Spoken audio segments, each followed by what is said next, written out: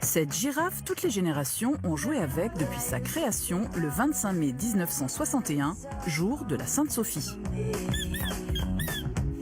C'est à Rumilly, en Haute-Savoie, dans cet atelier que Sophie est toujours fabriquée. Et à l'époque de sa création, cette girafe était une vraie révolution.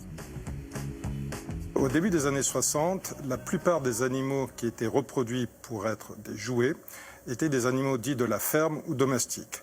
Donc pour se démarquer, le créateur a choisi un animal exotique à l'époque, qui était une girafe. Le physique de Sophie la girafe n'a pas beaucoup changé en 58 ans.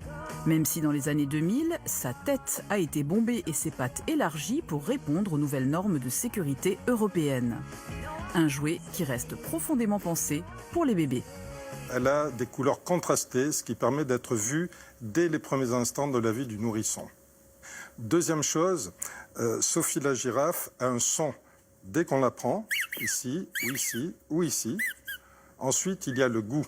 Dès que l'enfant a envie de prendre son jouet et de le mâchouiller, il reconnaîtra le goût de la vanille du caoutchouc naturel. Cette matière rappelle aussi la texture de la peau des mamans. Et le latex, 100% végétal utilisé pour mouler Sophie la girafe, est garanti sans perturbateur endocrinien. La deuxième qualité que l'on voit, c'est sa légèreté.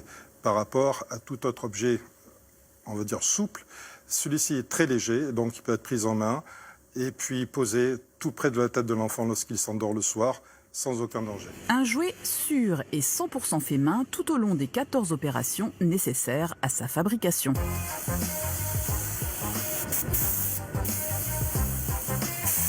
C'est un procédé qui garantit que chaque Sophie est unique. C'est très important pour les enfants et fabriqué selon nos règles pour avoir un produit sain, sûr et durable.